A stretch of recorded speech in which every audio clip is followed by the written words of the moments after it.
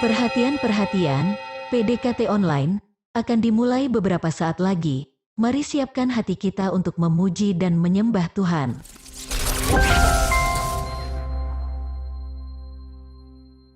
Shalom Sobat DCM Ministry dimanapun berada. Puji syukur pada Tuhan kita bisa bertemu kembali walaupun secara online di dalam kasih Tuhan. Saya berdoa semua teman-teman berada dalam kondisi yang baik. Jikalaupun ada teman-teman yang saat ini berada dalam kondisi yang kurang baik, tetaplah percaya sebab Tuhan begitu mengasihi kita dan Dia sanggup untuk menjawab semua seruan doa kita.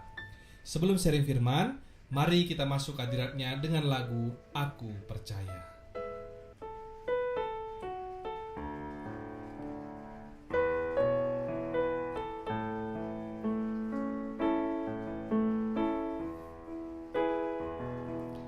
Tiada yang seperti Engkau, begitu mengasihiku. Kau Tuhan sanggup menjawab semua seru doaku. Tiada yang seperti Engkau, begitu mengasihiku. Kau Tuhan sanggup melawat seluruh kehidupanku. Aku percaya Tuhanku ajaib, Kau turun tangan memulihkanku. Aku percaya Tuhanku dahsyat, Kau turun tangan memberkatiku.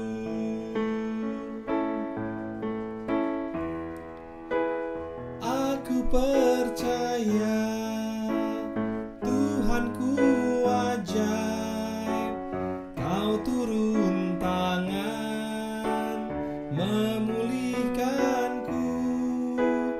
Aku percaya Tuhanku dahsyat, Kau turun tangan memberkatiku. Kau turun tangan menyembuhkanku.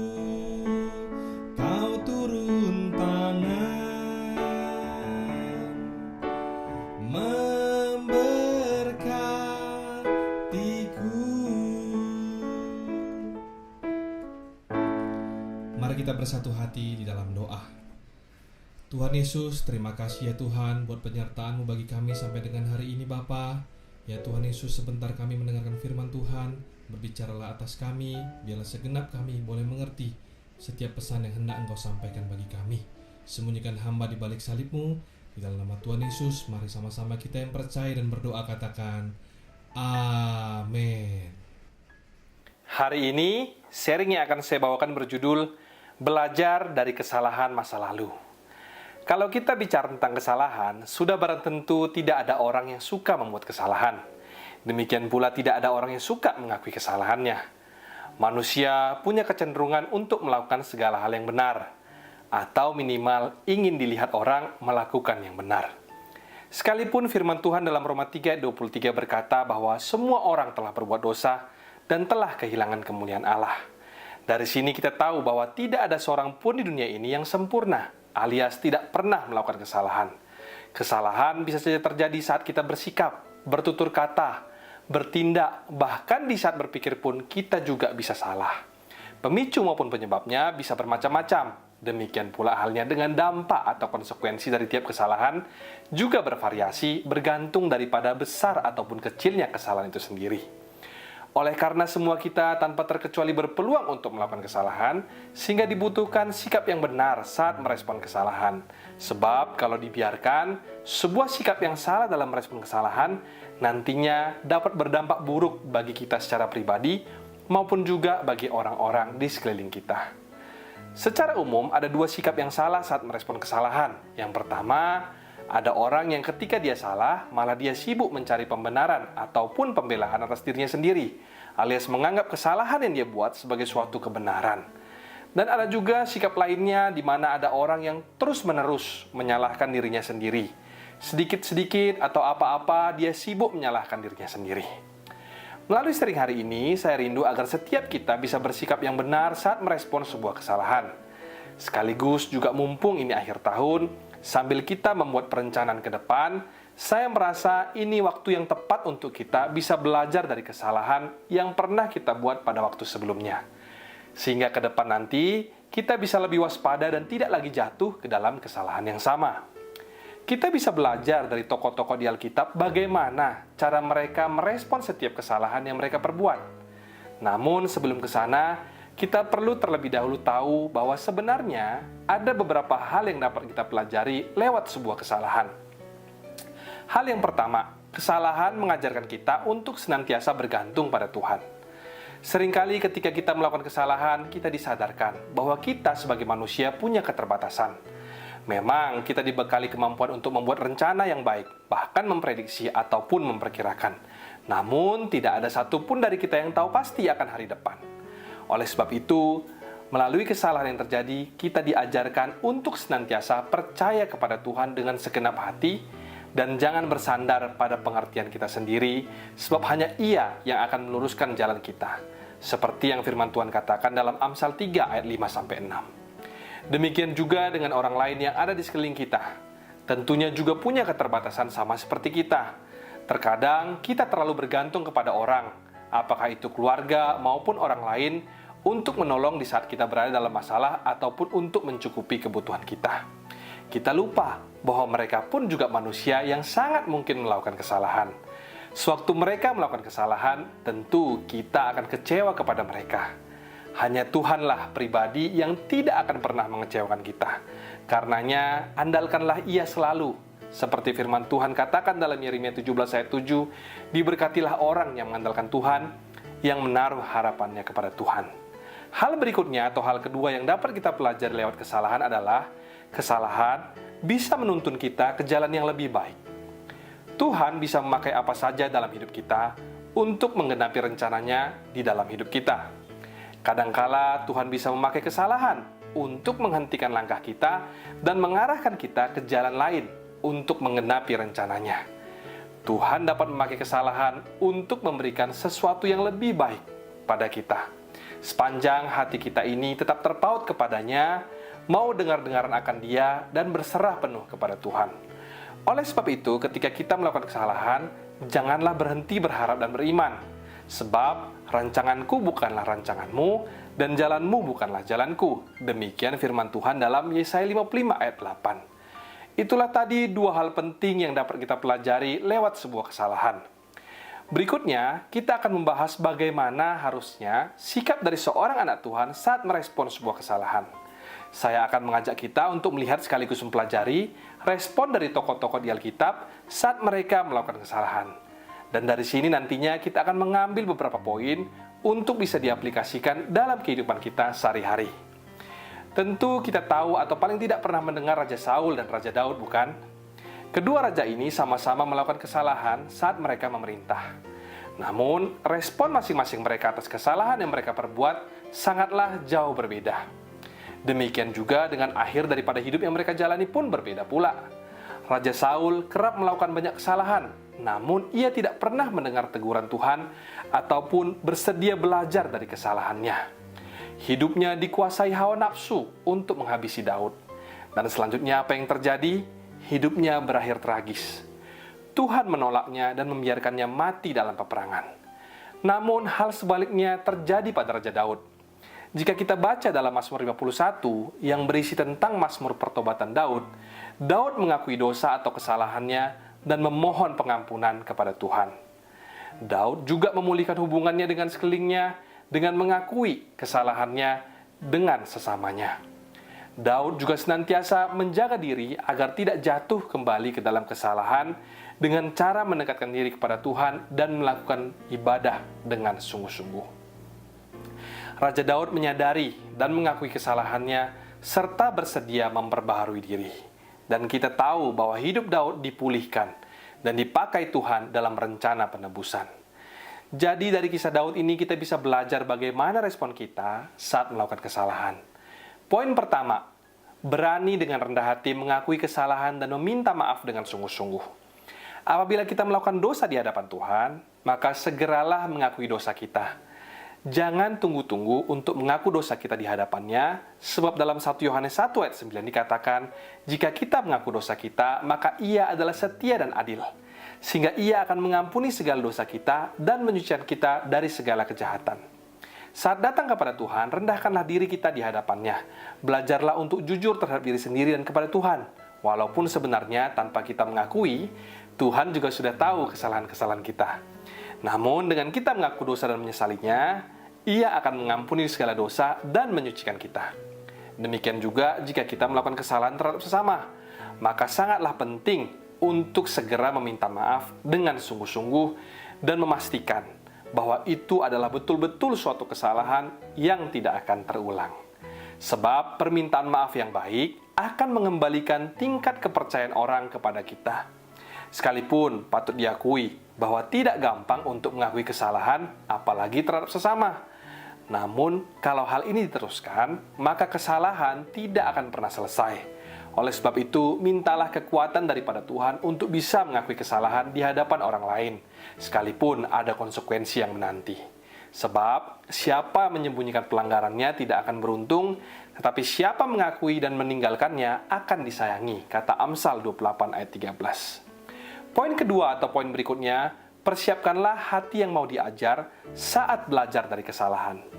Orang yang mempersiapkan hati yang mau diajar, atau lebih dikenal dengan istilah teachable heart, adalah orang yang memiliki kesediaan untuk mau diajarkan meskipun terkadang itu bukan kemauannya. Mereka yang memiliki hati yang demikian memahami dan mengerti sekali bahwa mereka telah berbuat salah. Namun mereka cepat untuk bangkit dari kesalahannya. Bahkan jika ada kesempatan, mereka memperbaiki kesalahannya serta berusaha untuk tidak mengulanginya lagi. Namun tidak hanya berhenti di situ saja. Dari kesalahan ini, mereka yang punya hati yang mau diajar bisa melihat dan menangkap maksud maupun rencana Tuhan yang indah di balik semua yang mereka alami. Tidak tenggelam ataupun sibuk mencari pembenaran atas kesalahan yang mereka perbuat. Tapi dengan hati yang percaya dengan iman bahwa apapun yang Tuhan izinkan terjadi, suatu saat nanti pasti akan mendatangkan kebaikan bagi mereka. Dan orang yang demikian biasanya cepat atau lambat akan menerima pemulihan dan promosi daripada Tuhan. Jadi dari sharing hari ini kita bisa belajar dua hal yang dapat kita pelajari lewat kesalahan. Hal pertama, kesalahan mengajarkan kita untuk senantiasa bergantung kepada Tuhan. Dan hal kedua, kesalahan bisa menuntun kita ke jalan yang lebih baik. Selanjutnya ada dua poin tambahan untuk kita tentang bagaimana respon yang benar saat melakukan kesalahan. Yang pertama, berani dengan rendah hati mengakui kesalahan dan meminta maaf dengan sungguh-sungguh. Dan yang kedua, persiapkanlah hati yang mau diajar saat belajar dari kesalahan. Allah kita adalah Tuhan yang Maha Kuasa, yang tidak dapat dihentikan oleh kesalahan. Apabila ada di antara kita yang merasa hidup kita telah tamat akibat kesalahan yang kita perbuat, itu adalah pemikiran yang keliru. Sebab Tuhan masih bisa bekerja untuk menggenapi rencananya melalui kesalahan yang kita perbuat. Oleh sebab itu, tetaplah berharap dan beriman kepadanya. Demikian sharing hari ini dan Tuhan Yesus memberkati. Sebelum menutup perjumpaan kita pada hari ini, mari kita bersama nyanyikan Ajarku Mengerti.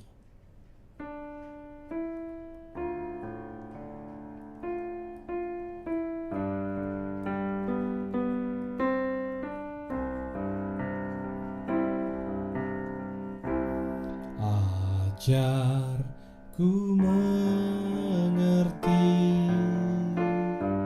segala rencanamu.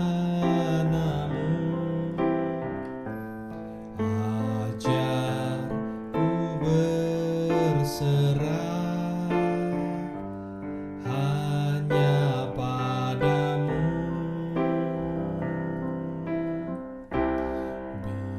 Bimbinglah jalanku dalam terang firman-Mu. Ajarku berharap hanya padamu.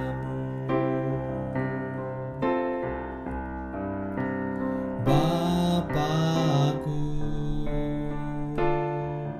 ajar segala rancangan-Mu.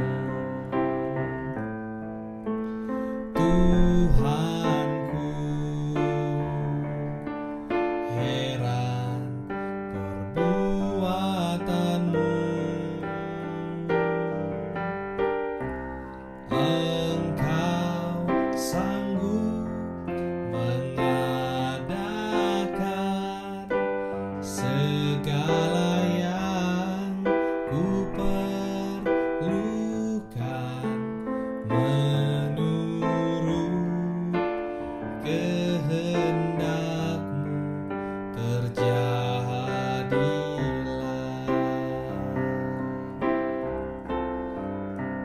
Bapakku,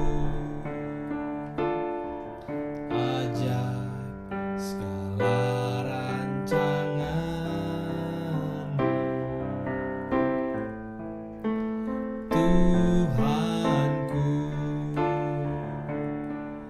heran perbuatan-Mu. Engkau sanggup mengadakan segala yang ku perlukan menurut kehendak-Mu, terjadilah.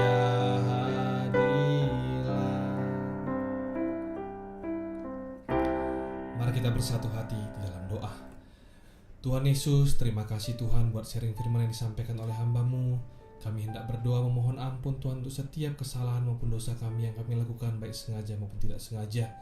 Biarlah Tuhan melalui sharing firman yang disampaikan kami senantiasa boleh mengingatkan dan boleh belajar dari kesalahan.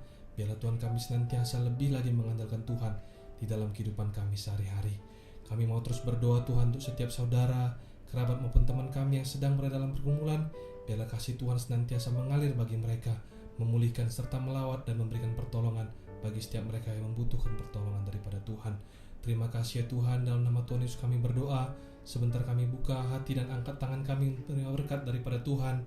Terimalah kiranya berkat dari Allah Bapa, cinta kasih Tuhan Yesus Kristus, penyertaan Allah Roh Kudus akan menyertai hidupmu mulai hari ini bahkan sampai kali yang kedua Tuhan Yesus datang menjemput kita. Namamu tercatat di dalam kitab kehidupan. Di dalam nama Tuhan Yesus yang percaya dan diberkati, katakan bersama, amin, amin, amin. Tuhan Yesus memberkati, shalom dan sampai jumpa.